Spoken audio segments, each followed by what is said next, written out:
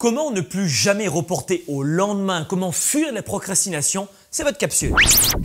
Bonjour à tous, bienvenue dans votre capsule du mardi, le coaching qu'il vous faut pour vivre la vie et les affaires que vous aimez avec plus de leadership, ça c'est important, plus de performance, on aime ça, et plus de résultats, c'est notre développement d'affaires. On va voir, oui, on va voir. Je vais y penser. Non, reviens-moi demain. Rappelle-moi. Oui, peut-être un jour. Oui, on verra ça demain. La procrastination. On va parler de procrastination, mes amis.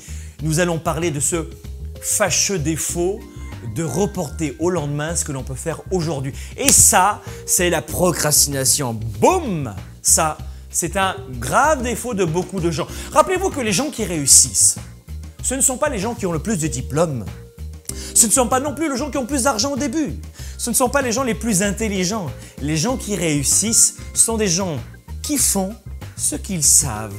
Ils ont une information, ils la mettent en pratique. Bla bla bla. Non, ils font ce qu'ils savent. C'est ça la réussite aujourd'hui, c'est de passer à l'action. C'est donc de fuir la procrastination.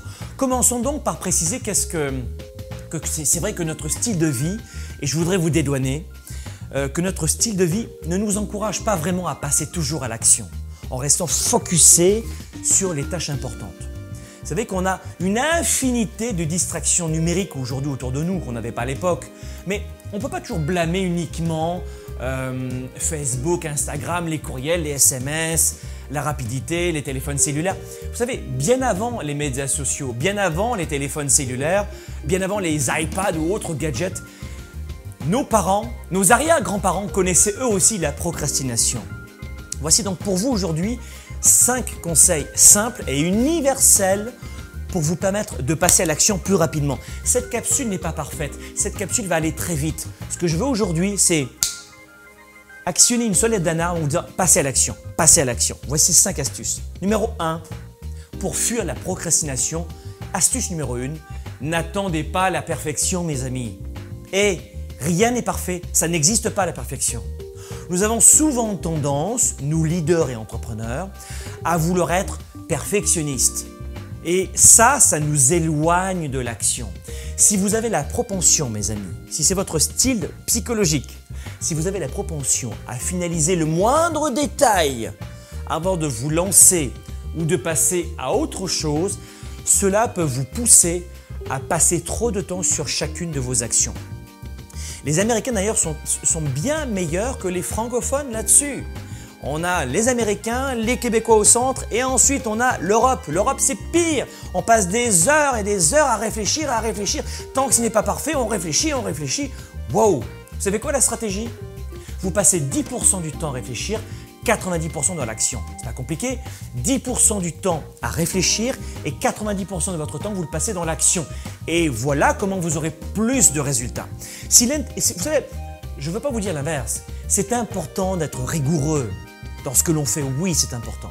Mais rappelez-vous que la perfection peut vous entraîner à l'inverse, à penser que rien ne sera jamais finalisé. Les choses sont jamais vraiment terminées quand on est perfectionniste. Pourquoi? Parce que la perfection, désolé de vous le dire, ça n'existe pas réellement. Astuce numéro 2, créer un sentiment d'urgence. Vous êtes-vous demandé pourquoi vous êtes parfois très productif? Eh bien, si vous regardez bien dans votre passé, vous allez vous apercevoir que bien souvent, vous étiez plongé dans une situation d'urgence. Et là, dans cette situation, vous avez été productif. Donc l'astuce numéro 2, c'est imposez-vous des délais.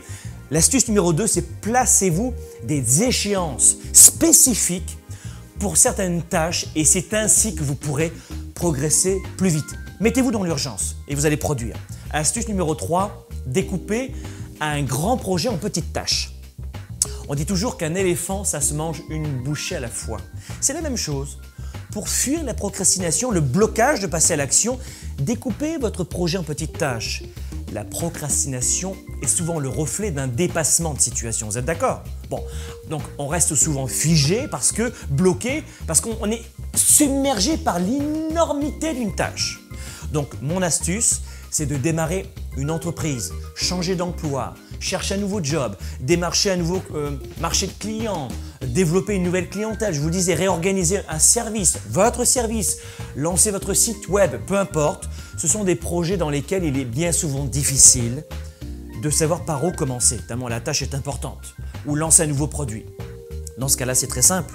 Dans ce type de situation, votre réussite va dépendre de votre capacité à décomposer votre grand projet. Vous le découpez en petits éléments, en petits projets. Vous comprenez?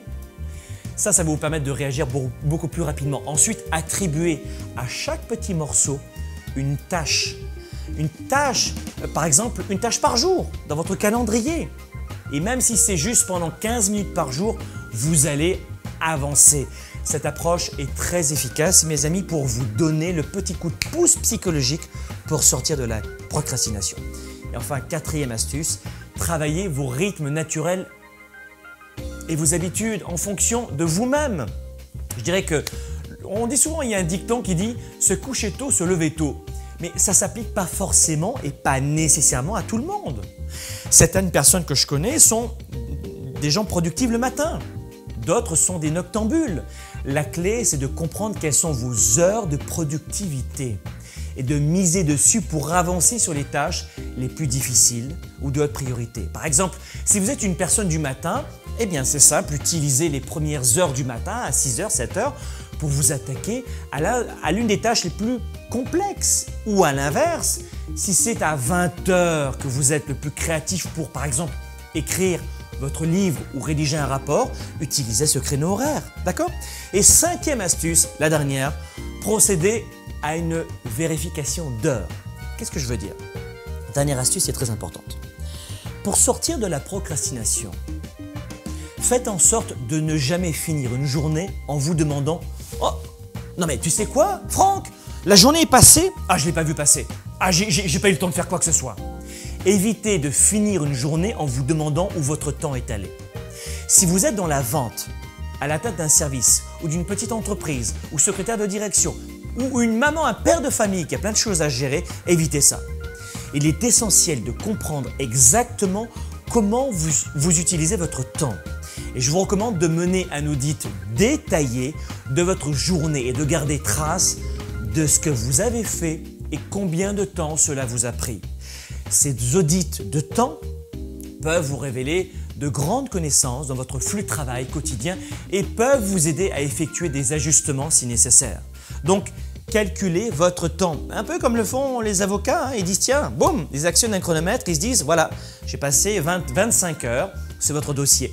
Faites la même chose. Alors, je sais que les gens qui ont un profil artiste, les gens qui sont dans le web, dans la créativité, dans la publicité, wow, Franck, wow, c'est tellement loin de moi de calculer le temps.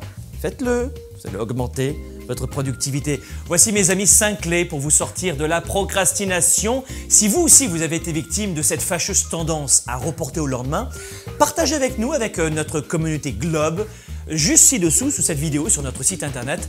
Quelles ont été les conséquences pour vous de cette procrastination ou quels sont tout simplement vos trucs et vos astuces pour sortir de la procrastination? Et moi, je vous en ai donné 5, à vous la parole. Vous avez aimé cette vidéo? Abonnez-vous à notre chaîne YouTube et partagez cette capsule avec vos amis, vos relations sur Facebook, Twitter, LinkedIn. Et surtout, si vous voulez plus de ressources ou si vous voulez être informé avant tout le monde pour développer plus de performance et plus de leadership pour vos affaires ou votre vie privée, eh bien venez me rencontrer sur notre site internet globe.cc, celui-ci juste en dessous.